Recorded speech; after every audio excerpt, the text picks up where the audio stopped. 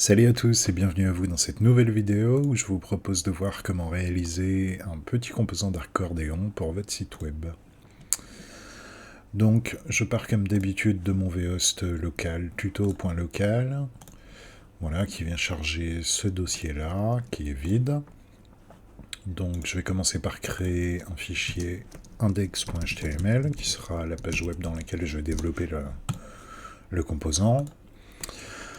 Je suis sur Sublime Text et j'ai Emmet, donc je peux faire point d'exclamation tab pour utiliser le snippet et avoir un DOM de base pour ma page web. On va changer de title, on va mettre accordéon par exemple. Voilà.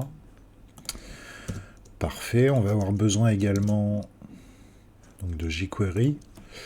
Comme d'habitude, je vais aller le chercher sur CDN.js. Voilà, je copie le lien, je le colle, CTRL-S. Et donc je vais aller mettre ça dans le dossier tuto et je vais faire un nouveau fichier, que je vais appeler JS. Et je vais mettre jQuery.js dedans. J'ai donc besoin ici d'un script script. Mettons les mots dans le bon sens, ce sera mieux. La src, ça va donc être js stash jQuery.js. Ok, donc j'ai dû faire une petite bêtise, j'ai pas dû enregistrer le fichier au bon endroit.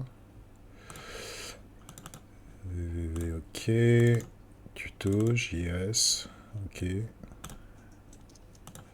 Bon, je sais pas pourquoi il l'avait pas téléchargé, peu importe. jQuery est maintenant bien là. Ok, donc il se charge bien dans la page, j'ai pas d'erreur 404, on est bon.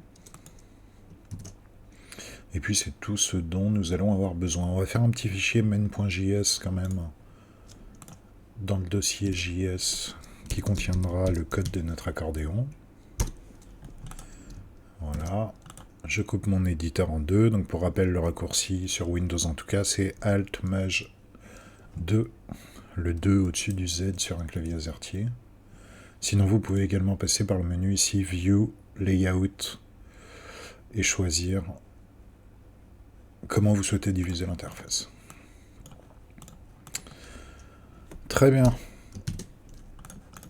Alors ça va être assez simple, on va faire un premier conteneur. On va lui donner par exemple une classe accordéon. Voilà. Alors, avant de complètement oublier, je vais également faire un deuxième tag script qui viendra charger le fichier main.js. Ok. Donc j'ai mon accordéon. Mon accordéon va contenir des accordéons items. Donc je vais en créer un à la main. div.accordéon trait d'union item. Voilà. Et là, on va diviser l'accordéon en deux parties.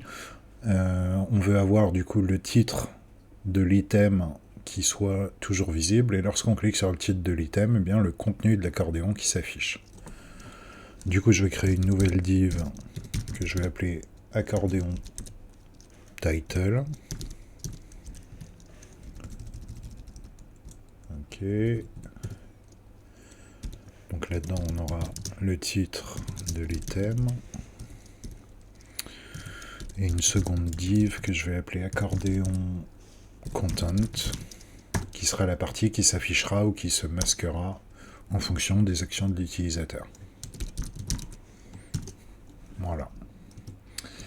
Donc si je rafraîchis ma page, pour le moment, j'ai ça. Je vais créer un fichier CSS, on va faire les choses bien. Donc dans le dossier racine, je crée un nouveau fichier. J'appelle ce fichier CSS. Voilà. Et à l'intérieur de ce dossier, un nouveau fichier style.css. On va faire un tout petit reset de base. On va donc mettre le padding et le margin à 0. Donc c'est un sélecteur qui vient sélectionner HTML et body. Et puis pourquoi pas, juste pour l'exemple, je vais mettre un fond, histoire de faire ressortir l'accordéon. Donc je vais venir mettre un background gris clair type EF, EF, EF.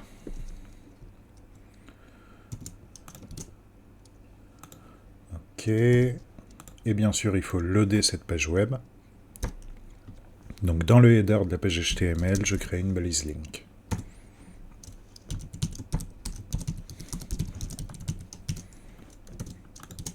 Voilà.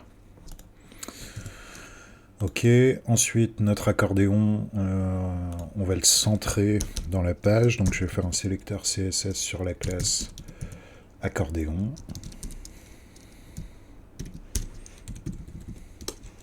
Voilà. Je vais lui mettre une position relative. Comme ça, tous les accordéons items du coup se redimensionneront en fonction du conteneur de l'accordéon.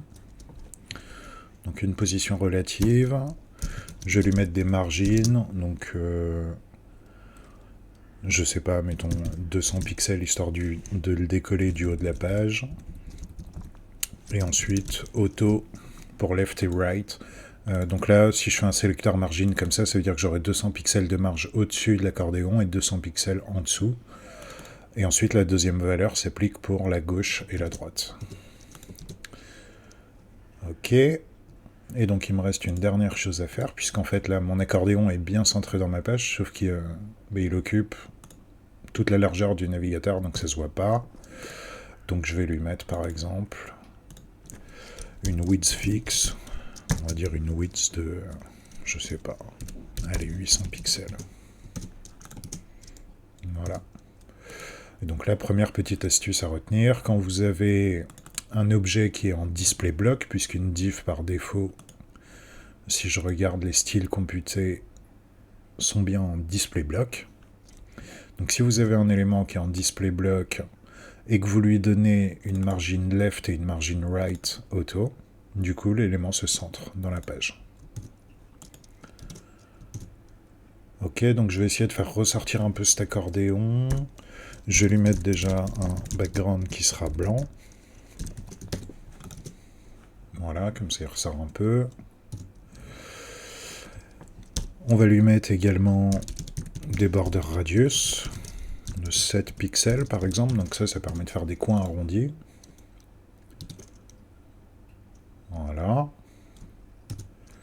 Ensuite, je vais mettre sur toute ma page une typo sans sérif. Donc font family. Voilà, j'écris juste sans sérif. Ça utilisera la typo sans sérif du système. Donc sans sérif, c'est des typos sans empêtement. Ok. Maintenant, je vais skinner un petit peu le titre de mon item. Donc dans les CSS, je fais un sélecteur sur accordéon, enfin point accordéon trait d'union item. Title, pardon. Ouais, title, c'est ça. Voilà. Je vais mettre une font weight bold. Comme ceci. Ensuite, ce serait bien d'avoir un petit peu de padding. Donc dans l'accordéon title, ici, je vais mettre un padding, mettons de 1 rem. Du coup, comme la font size par défaut dans les navigateurs sur le HTML et le body est de 16 pixels, 1 rem, ça veut dire que j'ai un padding de 16 pixels. Voilà. On va dupliquer ce sélecteur et du coup on va cette fois targeter donc dans la classe accordéon tous les accordéons content. Voilà. Je vais enlever la font weight bold. Je conserve le padding.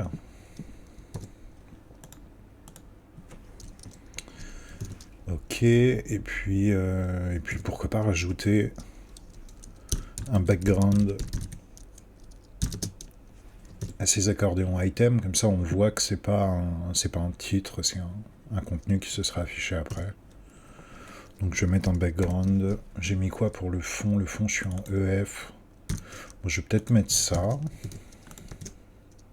C'est trop foncé. Donc on va faire l'inverse, on va faire FE, FE, FE, à savoir quasi blanc, mais pas complètement.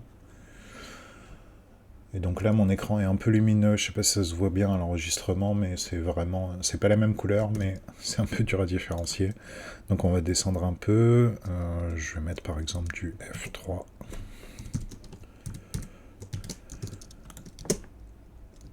C'est trop foncé. Bon, peu importe, hein, de toute façon c'est pour l'exemple. Ok. Et je vais rajouter également sur l'accordéon en lui-même un box shadow qui va donc avoir un décalage de 0 sur X, de 0 sur Y, qui va être flouté, enfin qui va avoir une distance de 15 pixels par exemple, et qui sera de couleur noire, mais je vais utiliser, plutôt qu'un hexa, la structure RGBA ici, qui me permet de définir la valeur du coup de rouge, de vert et de bleu, Rin Grade Blue, ainsi que l'alpha que je veux pour cette couleur. Et là je vais mettre quelque chose comme 0,25. Voilà. Alors là, on se rend compte d'un truc, c'est que le border radius de notre accordéon, il s'applique pas. Enfin, comme l'accordéon item ici a un overflow, le border radius de l'accordéon est bien là. En revanche, l'élément sort. Donc je vais masquer l'overflow de l'accordéon. Overflow hidden. Ok. Voilà, et comme ça je retrouve bien mes petits coins arrondis. Alors, histoire de faire comprendre que le contenu ici appartient à ce titre-là, ce que je vais faire, c'est que je vais mettre un padding un peu plus fort à gauche et à droite. Donc dans mes accordéons items, je veux un padding de 1 REM en haut et en bas. Et on peut essayer de mettre 1.5 REM à gauche et à droite. C'est peut-être pas assez prononcé. On va se faire plaisir, on va mettre 2. Voilà. Ok. Si je duplique ces accordéons items, donc comme je suis sur Sublime, le shortcut c'est CTRL plus Smash plus D, une fois que j'ai sélectionné ça. Je vais en mettre 5, voir quelle tête ça a. Ok, ça me paraît pas mal. Je vais prendre un petit coup de lorem, histoire de faire des paragraphes pour voir ce que ça donne quand on a plus de texte. Prendre quelques phrases.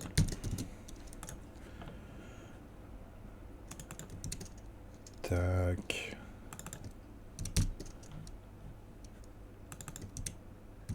Et voilà.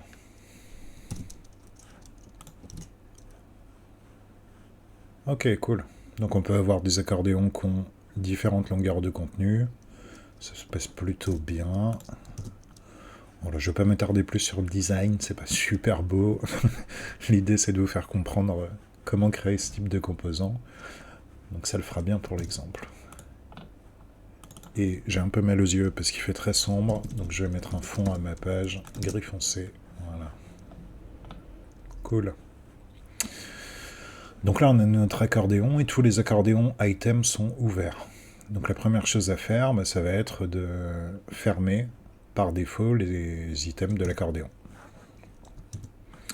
Donc pour faire ça, on va se rendre dans le fichier main.js, on va faire un document ready.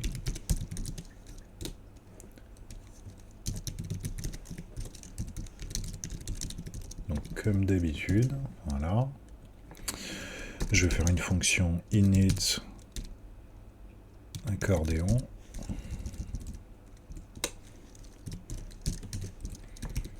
Je crée la fonction init accordéon. Hop. Ok. Et du coup, je vais faire un sélecteur jQuery qui va venir sélectionner toutes les divs qui ont la classe accordéon content et qui va les masquer. Voilà, donc le sélecteur sur les accordéons content.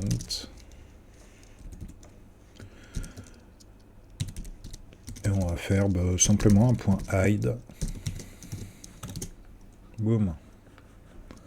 Voilà. Alors après, on pourrait aussi, pourquoi pas, dans les CSS, dire que les accordéons content sont en display none par défaut. À la place de le faire en JavaScript, Ce qui fait qu'il n'y a pas besoin d'attendre, enfin le CSS va s'appliquer probablement plus rapidement que d'attendre le document ready et d'exécuter la fonction. Donc ça revient au même, et je vais rajouter une border top, histoire de séparer mes titres quand les accordéons sont fermés. Voilà, donc sur les accordéons title, on veut un border top de 1 pixel d'épaisseur. Le trait, on veut qu'il soit solide. Et puis on va mettre une couleur assez claire. On va voir ce que ça donne en EEE. C'est plutôt pas mal. Alors si on veut vraiment bien faire les choses, en fait, l'accordéon item, l'accordéon title, pardon, qui est ici le premier, a du coup aussi cette bordure. Alors là, on le voit pas comme j'ai mis un fond foncé, mais si je mets un fond plus clair, bon, il y a l'ombre. Donc si on masque l'ombre, voilà. Bon, ça se voit quasi pas, mais c'est bizarre, j'ai décoché le box shadow et j'ai quand même l'impression qu'il y en a. C'est juste un effet, à mon avis, visuel entre le blanc et la couleur de fond. Grosso modo, ce que j'essaye de vous dire, c'est que le premier accordéon title ici, il a aussi une bordure au-dessus. Et ça peut se voir, là en l'occurrence ça se voit pas, mais donc on va faire un sélecteur sur le first child, donc accordéon 2.first child. Ok, juste pour vérifier si ça marche, je vais lui mettre un background rouge. Alors forcément, c'est tous des first child, étant donné qu'ils sont tous dans des accordéons item. Accordéon item, first child, c'est celui-là. Donc il faut qu'on fasse le first child accordéon item. Accordéon item, voilà, 2.first child, point accordéon title. Voilà, et là il n'y a bien que le premier qui est pris en compte. Et tout ça, c'était simplement pour lui mettre un border top à 0. Voilà. Comme ça, au moins, même si ça se voyait pas, c'est propre, je suis content. Cool. Alors maintenant, on va faire le JavaScript qui va faire en sorte que lorsque l'on clique sur un titre, eh bien, le contenu de l'accordéon devienne visible. Donc l'accordéon content ici. Donc du coup, j'ai plus besoin de cette fonction init accordéon, je vais juste faire un bind event. Je renomme ma fonction. Voilà. Et donc au document ready, on va venir accrocher sur tous les accordéons title un listener sur le clic qui nous permettra de déclencher l'ouverture de l'accordéon content.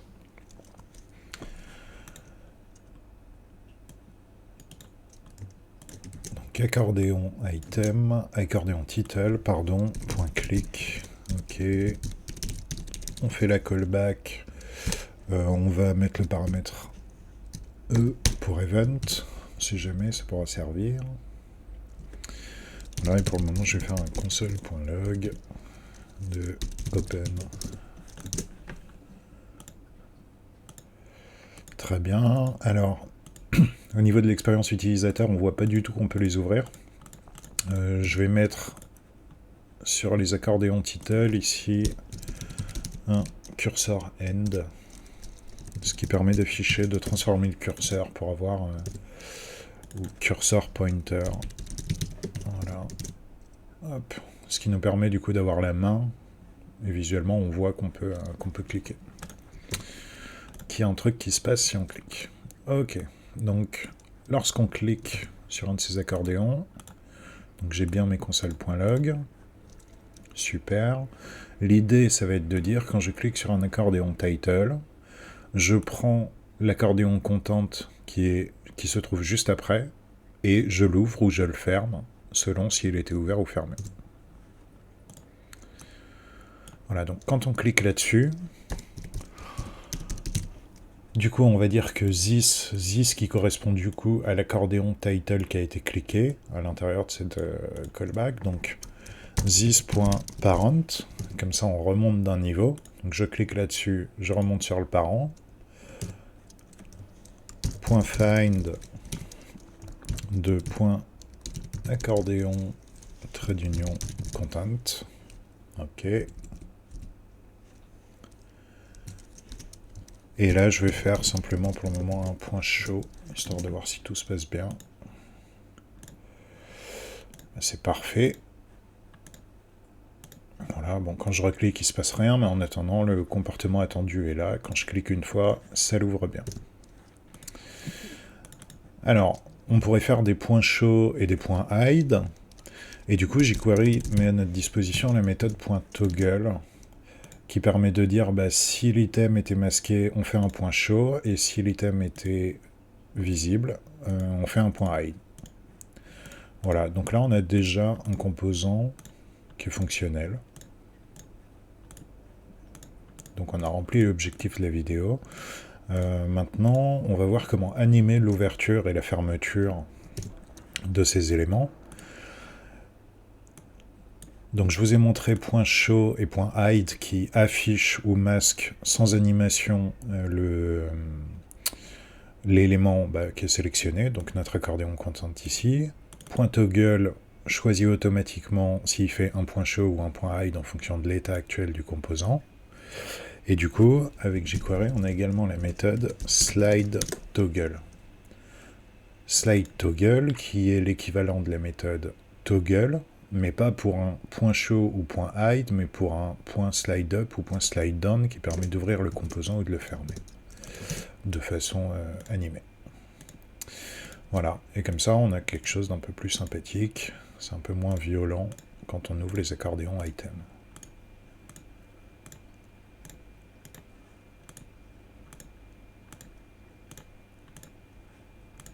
Donc ça c'est nickel. Une autre petite astuce, normalement je peux passer à ces méthodes d'animation de jQuery la durée que je veux de mon animation. Par exemple je peux mettre 1500, et là ça va mettre 1 seconde et demie à s'ouvrir. C'est des millisecondes qu'on passe. Si je veux que ça mette 1/10 de seconde, je mets juste 100. Voilà, et donc vous voyez qu'on a une animation qui est beaucoup plus rapide. Il me semble que la valeur par défaut c'est 400. Donc ça donnerait ça, et si je mets rien, est-ce qu'on voit une différence? Non, je crois que c'est ça. Je crois que c'est vraiment 400 millisecondes par défaut dans ces méthodes jQuery. Donc voilà pour les bases. Après, rien ne vous empêche de mettre une petite flèche ici pour comprendre que c'est un accordéon, que ça peut s'ouvrir et se fermer. Rien ne vous empêche de, au rollover, décaler un peu le title de l'item, histoire de rendre le rollover plus impactant. Enfin, voilà, c'était vraiment la base du composant. Maintenant, vous pouvez le personnaliser comme vous avez envie. Je vous dis à plus dans une autre vidéo. Ciao.